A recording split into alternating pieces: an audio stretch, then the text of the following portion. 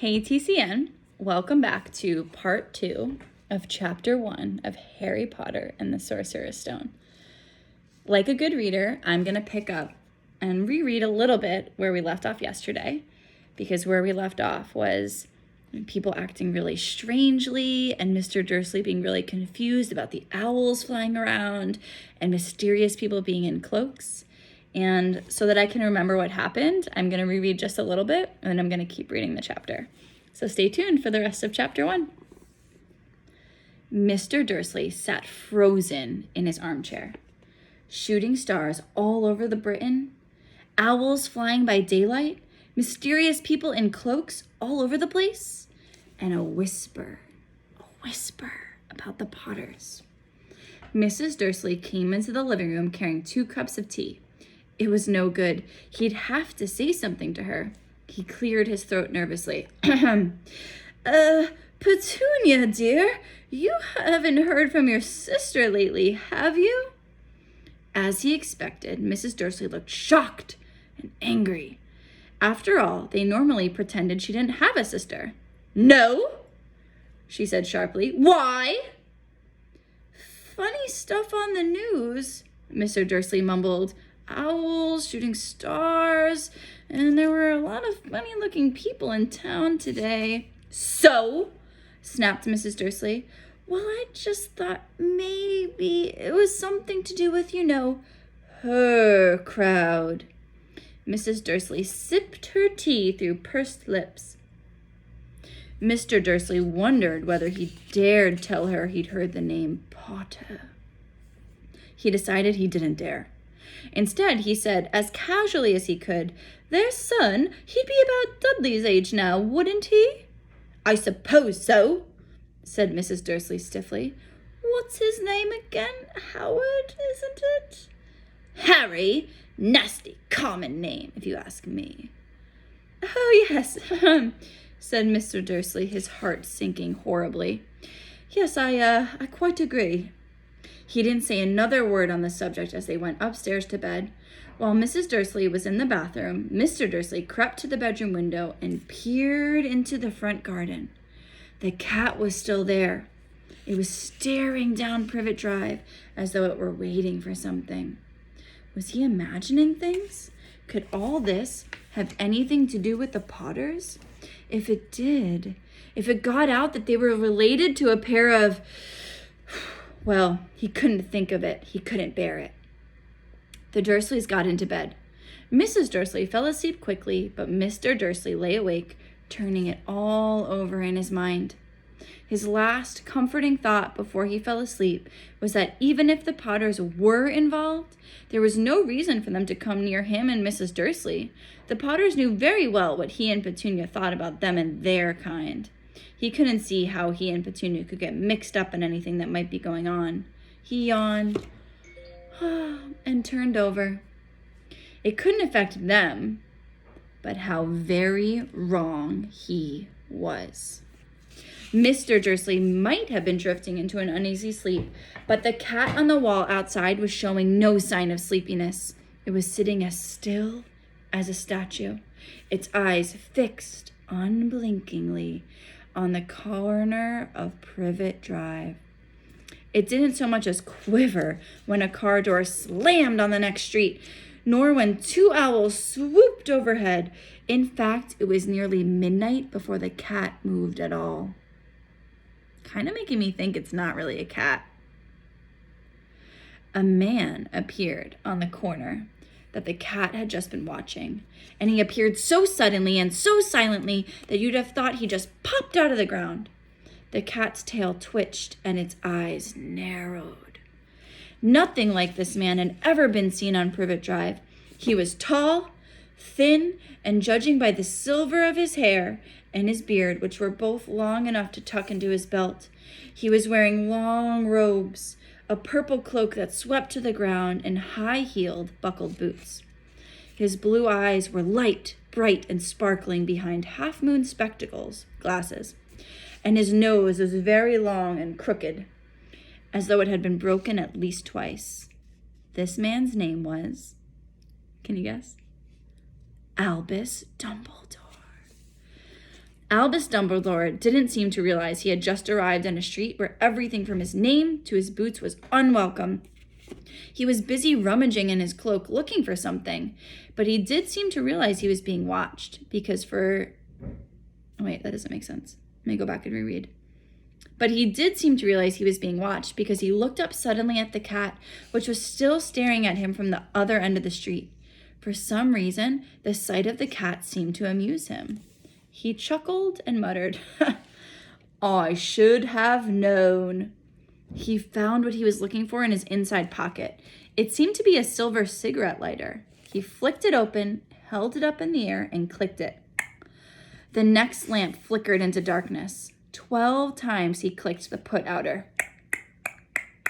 until the only lights left on the whole street were 2 tiny pinpricks in the distance, which were the eyes of the cat watching him.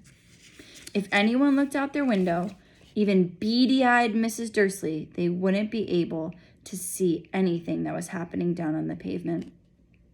Dumbledore slipped the put-outer back inside his cloak, and he set off down the street toward number 4, where he sat down on the wall next to the cat. He didn't look at it, but after a moment, he spoke to it. "Fancy seeing you here, Professor McGonagall." He turned to smile at the tabby cat, but it had gone. Instead, he was smiling at a rather severe-looking woman, like kind of strict-looking, like Miss Schreiner sometimes, who was wearing square glasses, exactly the shape of the markings the cat had around its eyes. She, too, was wearing a cloak, an emerald one, like a bright green cloak. Her black hair was drawn into a tight bun. Hey, that's how Miss Schreiner usually wears her hair. She looked distinctly ruffled. "How did you know it was me?" she asked. "My dear Professor, I've never seen a cat sit so stiffly." "You'd be stiff if you'd been sitting on a brick wall all day," said Professor McGonagall. "All day? When you could have been celebrating? I must have passed a dozen feasts and parades on my way here." Professor McGonagall sniffed angrily. "Oh, yes, everyone's celebrating all right," she said impatiently. "You'd think they'd be a bit more careful. But no, even the Muggles have noticed something's going on. It was on their news." She jerked her head back at the Dursleys' dark living room window. "I heard it. Flocks of owls, shooting stars. Well, they're not completely stupid. They were bound to notice something. Shooting stars down in Kent? I'll bet that was Daedalus Diggle. He never had much sense." "You can't blame them," said Dumbledore gently. "We've had precious little to celebrate for 11 years. "I know that," said Professor McGonagall irritably. "But there's no reason to lose our heads. People are being downright careless, out on the streets in broad daylight, not even dressed in Muggle clothes, swapping rumors." She threw a sharp, sideways glance at Dumbledore here, as though hoping he was going to tell her something, but he didn't, so she went on. "A fine thing it would be if on the very day you-know-who seems to have disappeared at last, the Muggles found out about us all. I suppose he really has gone, Dumbledore?" "It certainly seems so," said Dumbledore. "We have much to be thankful for. Would you care for a lemon drop?"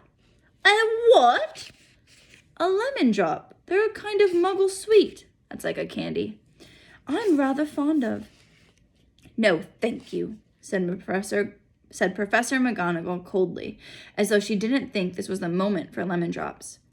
"As I say, even if you-know-who has gone, my dear Professor, surely a sensible person like yourself can call him by his name. All this you-know-who nonsense. For 11 years I've been trying to persuade people to call him by his proper name. Voldemort." Professor McGonagall flinched. But Dumbledore, who was unsticking 2 lemon drops, seemed not to notice. "It all gets so confusing if we keep saying you-know-who. I have never seen any reason to be frightened of saying Voldemort's name." "I know you haven't," said Professor McGonagall, sounding half exasperated, half admiringly. "But you're different. Everyone knows you're the only one who all right, Voldemort was frightened of." "You flatter me," said Dumbledore calmly. "Voldemort had powers I will never have. Only because you're too, noble to use them. It's lucky it's dark. I haven't blushed this much since Madame Pomfrey told me she liked my new earmuffs," said Dumbledore. Professor McGonagall shot a sharp look at Dumbledore and said, "The owls are nothing next to the rumors that are flying around. You know what everyone's saying? About why he's disappeared?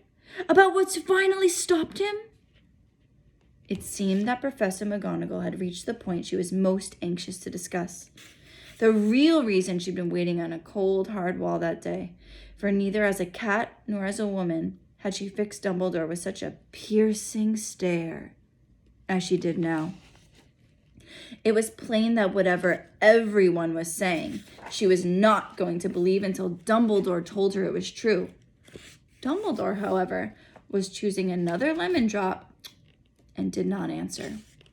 "What they're saying," she pressed on, "is that last night Voldemort turned up in Godric's Hollow. He went to find the Potters. The rumor is that Lily and James Potter that they're dead."